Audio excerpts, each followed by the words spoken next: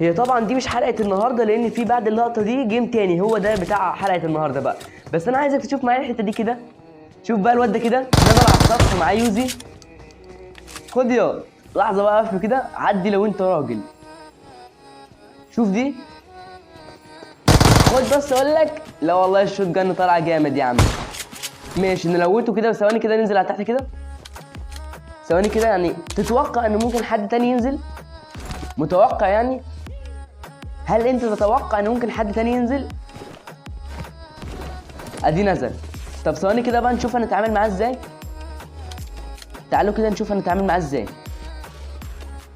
هو اكيد انت واقف هنا صح؟ فانا على العموم عادي مستنيك. خد بس اقول لك بنفس الطريقه. طب يلا بينا احنا بقى. طبعا دي حلقه النهارده. بصوا بقى الواد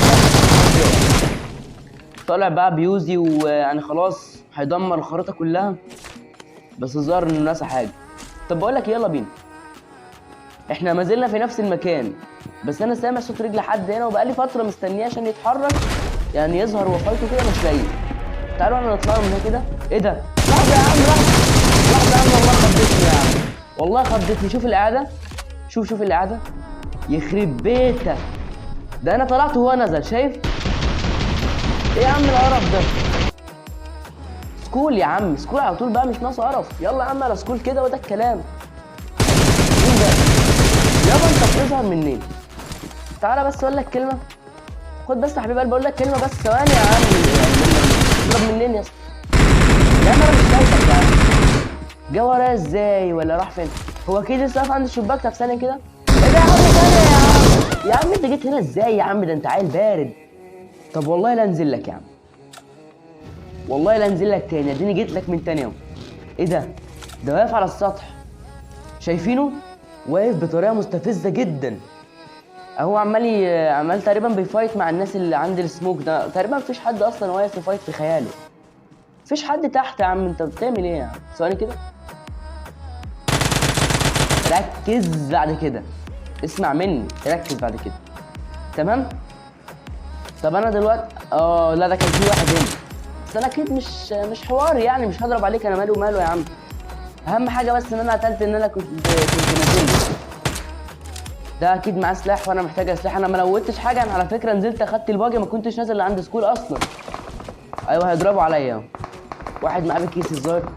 ماشي انا كده كده هتحرك، بس المهم ان انا ما نزلتش عند سكول. انا نزلت في منطقه بعيده عن سكول واخدت الباجي وجيت على هنا جري. ما كانش عندي مشكله ان انا اموت والجيم يضيع عادي، مفيش اي مشاكل. طبعا انا على اي حال لازم اتحرك من هنا، فيلا بينا بقى عند السطح ونكمل. وايه اللي بيعمل الصوت اللي هنا ده؟ هو انت؟ طيب لحظه كده، عشان بس كان في حد تقريبا واقف عند الشباك اللي هنا ده تقريبا. هو الظاهر نزل. انا سمعت صوت حد نزل. طالع لي ولا جاي على السلم ولا جاي من تحت؟ طب لحظه كده. ايوه الظاهر هو طالع على السلم اهو. يا اخي كنت تطلع يا اخي، ده انا كنت هدمر دماغك. ما تطلع يا خد بس بقى. الدمج دمه ناقص. انزل ابوظ له وشه واقف هنا اهو. هو ده الكلام يا عمي، هو ده الكلام. ايوه كده. نلوت بس ويلا بينا على اخر الجيم بقى. والوضع صعب جدا، الزون ضدي والكفرات كلها ضدي، حتى الناس اللي اخدين عليها كفر هناك دول. شايف؟ يخرب بيتك يا اخي. ده انت اخدتها هيد شوت يا راجل يا ظالم. يا اخي ده انت اخدتها هيد شوت، ده هيد شوت. طب انا مش عارف انت ازاي ما متش والله.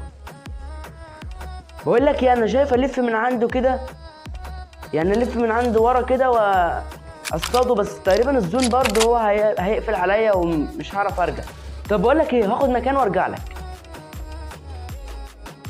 الظاهر اني معرفتش اخد اي اماكن، وبرضه الزون قفل عليا، ولسه برضه نفس الناس واقفين في نفس المكان، والزون فعلا بدأ يتحرك وانا بعيد عن منطقة اللعب. في واحد هناك عند الشجرة، واحد واتنين واقفين عند الجبل. ده اللي انا شفته من خلال سكوب 8 اللي معايا. وانا اصلا ما اقدرش اضرب على اي حد منهم، لان انا لو ضربت هكون انا اللي خسران الفايت في الاخر. يا نهار اسود الزون، شايف الزون؟ ايه يا عم؟